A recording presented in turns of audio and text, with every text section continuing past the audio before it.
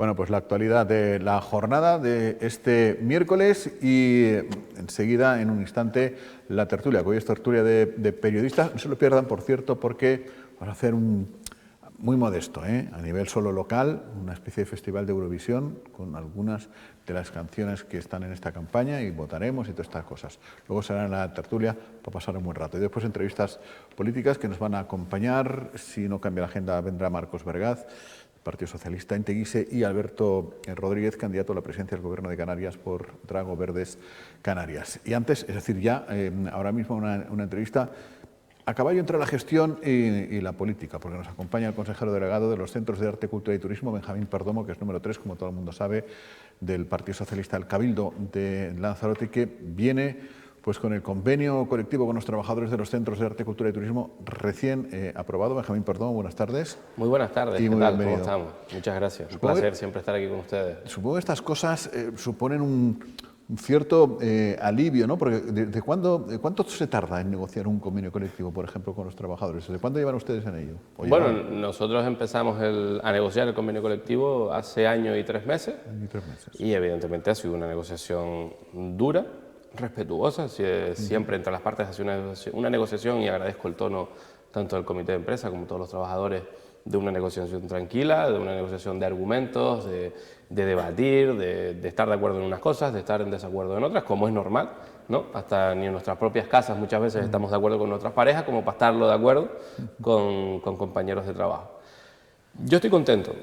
Yo creo que ha sido una legislatura bastante dura. Evidentemente ha habido 2 etapas, una en la que pasó la pandemia y nos pudimos aguantar el golpe, y la otra en la que nos recuperamos pues de esa pandemia. Desde ahí se han hecho muchísimas cosas, entre ellas el convenio colectivo, y le hemos puesto por fin paz social a la empresa, cosa que no existía antes, o idea que siempre la habíamos tenido lejos de esa paz social que podía tener la empresa. Hoy se puede decir que los centros de arte, cultura y turismo están tranquilos, hay paz, se trabaja bien, y recursos humanos lo mejor es que está organizado y está empezando a funcionar como tiene que funcionar. Pero es más, te doy una noticia. Se aprobó el convenio colectivo y el viernes anunciamos que se aprueba el plan de igualdad. Primer plan de igualdad de los centros de arte, cultura y turismo que no teníamos. Hemos pasado de un desastre en todas las áreas, de no estar organizados, de no hacer las cosas, a tener nuestro nuevo convenio colectivo, y a por fin, después de tantos años, fíjese, creo que el Cabildo va por su 5º convenio colectivo, por su 5º plan de igualdad, o 3er plan de igualdad, no lo recuerdo. A nosotros hacer el primero, y lo hemos hecho con gente de la casa, y eso es importante, y hay que resaltarlo y hay que ponerlo sobre la mesa.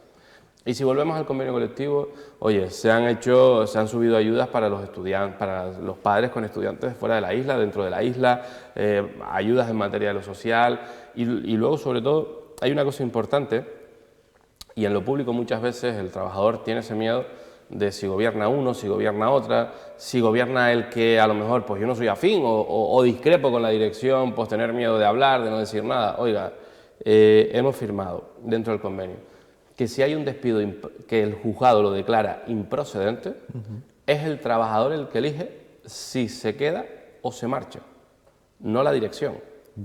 Entonces, eso también es un avance para él. Y luego está lo que más se ha debatido, que es el complemento personal. El complemento de productividad. ¿En qué consiste? Si la empresa va bien, al final de año cierra la cuenta y dice, he pagado el canon, tengo todos los proveedores pagados, es decir, después de haber pasado todo el proceso, dice, oye, si hay más de 1,5 millones de euros de beneficios, se reparte el 10% de los beneficios con toda la plantilla por igual. Cosa y aspecto que es novedoso, o sea, porque tenemos que ser una empresa y tenemos que mirar hacia el futuro, porque tenemos que ser punta de lanza, y yo creo que esto es importante. Vamos a ser la primera empresa pública de España. Hay algunos sitios que hacen cosas similares por productividad, pero nosotros como empresa pública seremos la primera.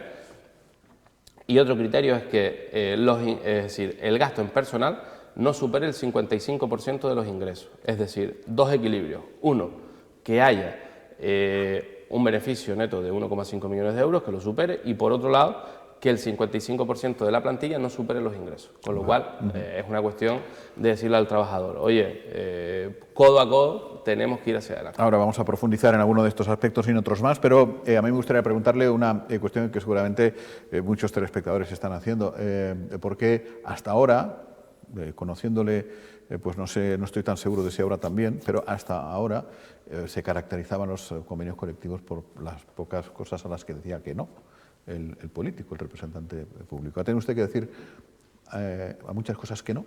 Sí, claro, es decir, aquí no piensen... yo te voy a dar la más importante, ¿no?, de la que mi punto de vista era una parte fundamental y que no podíamos pasarla porque no se podía. Es decir, las dos cosas, por así decirlo, en donde hubo un mayor encontronazo fue en la antigüedad. En el 2010 Coalición Canaria le quitó la antigüedad a todos los trabajadores, entonces hicieron un complemento de personal en el que los trabajadores antiguos mantenían, congelado, pero mantenían la antigüedad, y los trabajadores nuevos no, con lo cual creas una diferenciación entre esos dos trabajadores. Eso no se podía recuperar, es decir, tú no podías recuperarlo porque la ley no te lo permitía, con lo cual se buscó, por otro lado, el complemento de productividad en busca de, en busca de resultados y en busca de beneficios, con lo cual, oye, pues se consigue ese equilibrio. Y en el punto número 2, que para mí es importante y a lo mejor no, es de peso para nosotros, es las 37 horas y media semanales. En lo público, la jornada laboral es de 35 horas semanales. Nosotros los mantenemos en 37,5. ¿Por qué? Porque también somos unos centros que tienen que estar abiertos unas determinadas horas, que tenemos que funcionar de una determinada manera, y para nosotros, desde el punto de vista de la empresa, creo que eso es un logro bastante importante. Por un lado, mantener como estaba la antigüedad de cuando se congeló, porque no podíamos hacerlo de otra manera, y luego, pues, esas horas trabajadas semanales, que creo que para nosotros es importante. ¿Y con quiénes, Benjamín, se han encontrado más peros u obstáculos, no sé, podemos decirlo de distintas formas, para aprobar definitivamente este convenio colectivo? Por la parte política, hemos visto, por ejemplo, la abstención de Coalición Canaria, por la parte de los trabajadores...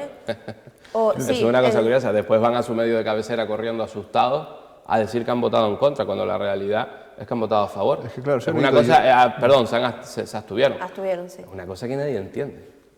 Es decir, te abstienes y ahora sales corriendo en tu medio preocupado por lo que te diga la gente de que has votado en contra. No, usted se abstuvo en el convenio colectivo. Por eso digo que, ¿dónde te has encontrado más peros o más trabas para poder aprobar definitivamente? No, yo creo que, es decir, hemos tardado 1 año y 2 meses. Claro. No ha sido una negociación fácil, ha sido una negociación que ha tenido que caminar y que, pues oye, no era fácil. Yo no pongo, perdón, yo no pongo ningún obstáculo. Yo creo que eso son negociaciones internas en las que ahí tienen que quedar, y cada paso tiene su trámite. Y cada discusión o cada debate, pues a veces se complica más, otras veces se complica menos. Una vez te levantas, otra vez se levantan ellos, otra vez pues dices, pues, perdón la palabra, pues me cago en ustedes. Y ellos dicen, pues me cago en ti también. Bueno, es lo normal, como los matrimonios. Yo lo tengo muy claro porque, en fin, además de ir a los centros turísticos un montón de veces, he trabajado con esta gente, los conozco de hace años, y no tengo ninguna duda de su capacidad, de su valor, sobre todo en saber exactamente dónde trabajan y en trasladar a todo el mundo el valor de los centros de arte, cultura y turismo, ¿no? Pero muchas veces se quiere dar una imagen de una plantilla de privilegiados. ¿Usted qué se ha encontrado ahí adentro? Para nada, de privilegiados nada, es decir, pero lo que pasa es que durante mucho tiempo hay un partido que le ha interesado criminalizar la labor de los trabajadores de los centros. Cuando son tan funcionarios y tan empleados públicos como los que están en el Cabildo, los que están en el Ayuntamiento de Arrecife, Tías, Tinajo, San Bartolomé, Yaiza, Teguise, los nombro todos para que no se me quede a nadie por fuera y se suban todos en la guagua. Entonces, no, es decir, yo creo que la atención, usted habla con toda la gente que está trabajando con nosotros con los centros, desde la actividad cultural a la gastronómica, todos dicen, qué profesionales tenemos. Y yo creo que el trabajador, porque así lo creo, tiene que estar bien pagado. Y el trabajador tiene que sentirse cómodo en una empresa para que te rinda más. Yo, por la experiencia que tengo, estoy convencido de que cuando los necesitas están ahí. Sí, sí. Ahora, exijo como el que más trabajar, como el que más, y te lo pueden decir. Pero también tienes que tener mano izquierda para cuando los necesitas exigir, y cuando ellos también te necesitan, poder dar.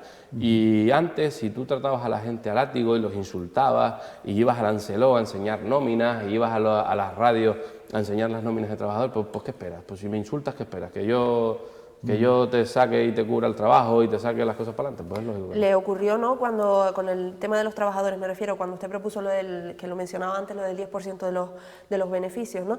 Yo no sé si nosotros lo hemos comentado aquí, la opinión era un poco compartida, que desde luego yo lo veo, es mi opinión, normal, y además, como bien decía, se realiza ya en otras empresas. En muchas. Pero yo no sé si aparte de Coalición Canaria, que efectivamente se echó las manos a la cabeza, alguien más... Sí, pero se abstuvo. Bueno, Eso hay que tenerlo claro, eso hay que tenerlo en cuenta. Públicamente es decir, la esta opinión... esta es la coalición canaria que dice en su medio de cabecera que está en contra, No, y que mandó un comunicado, de hecho. que mandó un comunicado criminalizando a los trabajadores, pero que después vota a favor, se abstiene, perdón. Entonces, bueno, esta es la coalición canaria que tenemos. Hasta tienen vigencia los convenios 4 años, ¿no? 4 o 5. 7. Eso es una, 7. sí. Por eso hablamos de paz social. Normalmente, para que usted vea la confianza, la tranquilidad, normalmente cuando tú negocias un convenio colectivo, o sea, firmar un convenio colectivo de tantos años es muy difícil.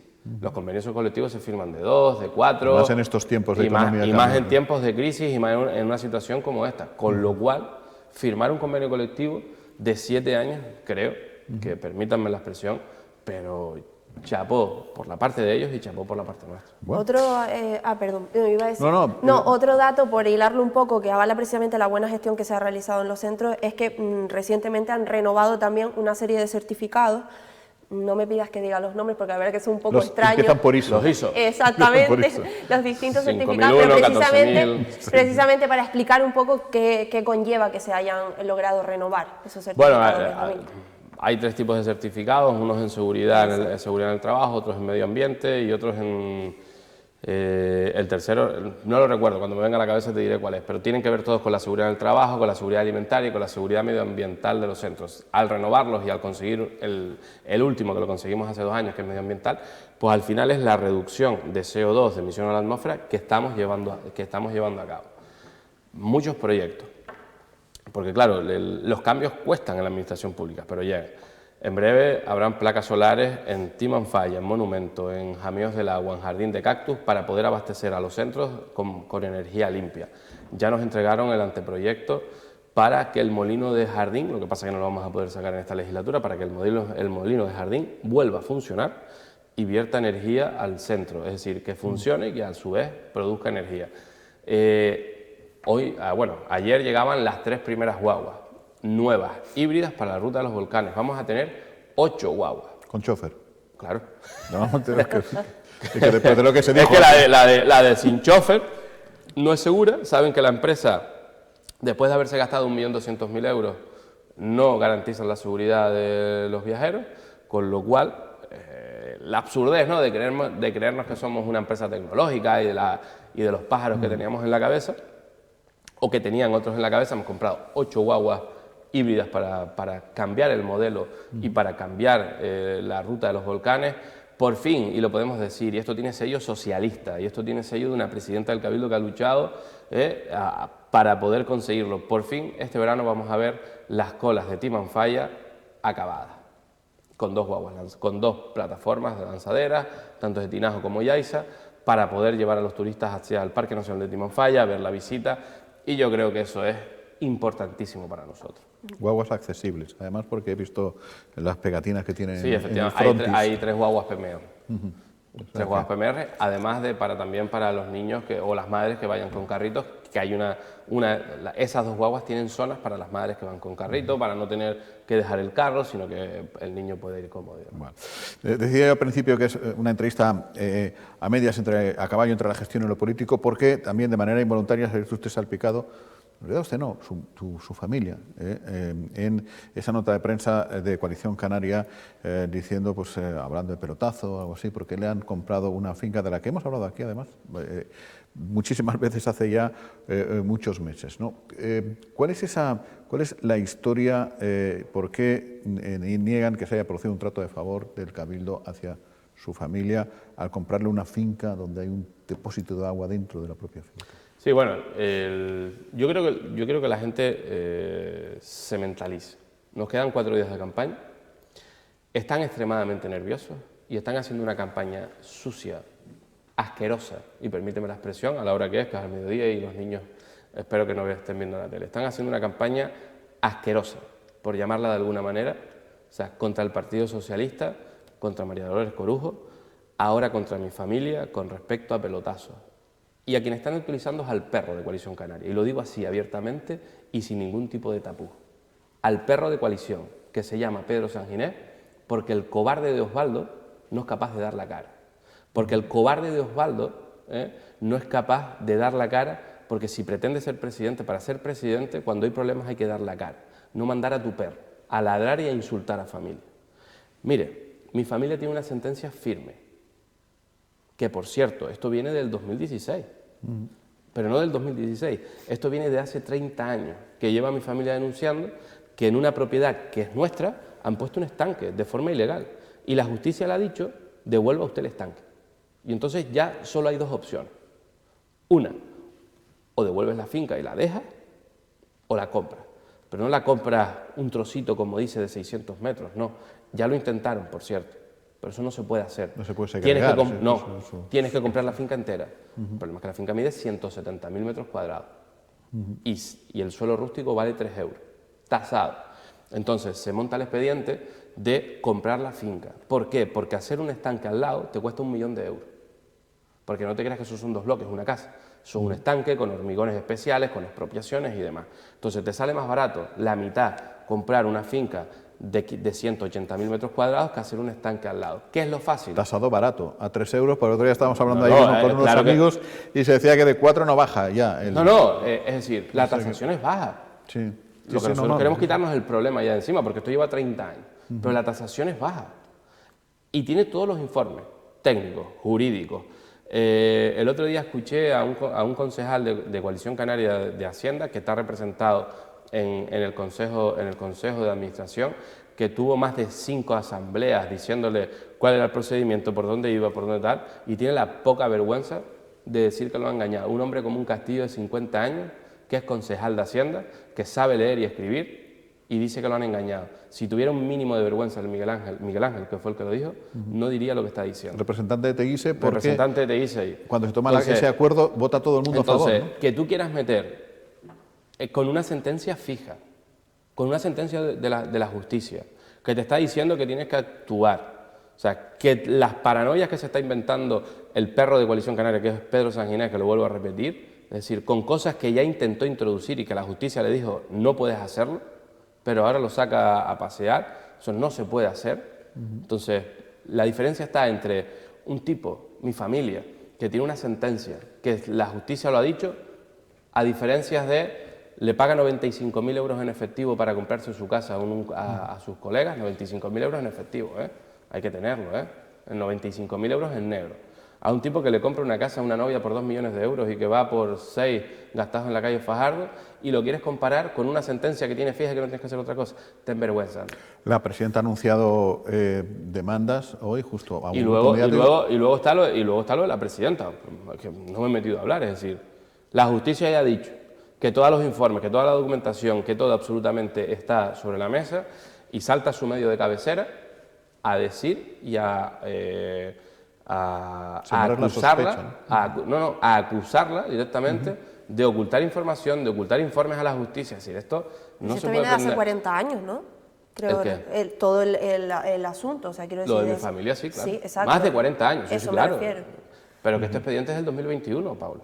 O sea, que esto estaba resuelto en el 2021 2022. Lo que le iba a no del 2023. No de ahora. Si se va a sumar su familia, hasta donde usted sabe, a las demandas o a las querellas. No lo sabemos, la verdad que no lo sabemos porque además hacen un juego sucio de decir verdades a medias o ocultar, no ocultarlas, sino jugar con verdades a medias, ¿no? Entonces, cuando juegas con verdades a medias, demostrar determinadas cosas es difícil porque ocultas toda la información y pones el titular que te apetece. Pero bueno, yo creo que la gente, todo el mundo lo sabe, esto es un tema que ya se ha hablado durante muchísimos años. Yo se lo digo a la gente que nos está escuchando, pónganse en mi lugar. Si usted tiene una propiedad privada, te la expropian y la justicia te está diciendo que eso es tuyo, que tienen que salir de allí. Claro. Aquí, ¿me entiendes? No hay nada. Todo el mundo sabe que en Lanzarote no se pueden segregar determinadas fincas, ¿no? Que no es fácil y que... No la puedes segregar. Tú no puedes segregar una finca porque a ti te dé la gana. Y el suelo rústico tiene un precio. Eso es que vamos, otra cosa distinta sería jugar a... No, yo ya por mi parte lo último, Benjamín, pero sí que es cierto que ha sido otro asunto que ha levantado polémica nuevamente desde el punto de vista político. Y además como consejero de los Centros de Arte, Cultura y Turismo creo que es importante. Lo del tema de declarar Lanzarote como isla saturada, a pesar de que se haya querido tergiversar la frase, el contenido de lo que realmente se quiere conseguir, ¿crees que la gente, los ciudadanos, que al final es lo que importa, han conseguido entender lo que se pretende obtener o conseguir con este asunto? Yo creo sinceramente que todos los entendemos. Porque no cabe. Incluso aquellos que han querido decir lo contrario. Es decir, cuando tú escuchas hablar a Osvaldo Betancourt, que dice que no queremos ni un turista más, pero no queremos ni un turista menos. Osvaldo Betancourt dice que tenemos la isla saturada de coches, que hay que quitar coches para meter más transporte público. ¿Eso qué es? Eso es saturación de los coches, no entran, no caben no caben en las carreteras, cuando vas para el norte, cuando vas para el sur. Sus propios argumentos te dicen una cosa y la contraria, porque no tienen una idea fija, porque detrás de esas lonitas así bien puesto y guapito y bien peinado, lo que hay que buscar es qué tienes de fondo y qué eres capaz de transmitir y tus argumentos, ¿no? Entonces cuando tú empiezas a esgrimir y cuando empiezas a ver todo lo que tienen, dices, oye, están vacíos, ¿eh? Porque la isla está saturada. Hay más de 10.000 casas en alquiler, esas las que conocemos.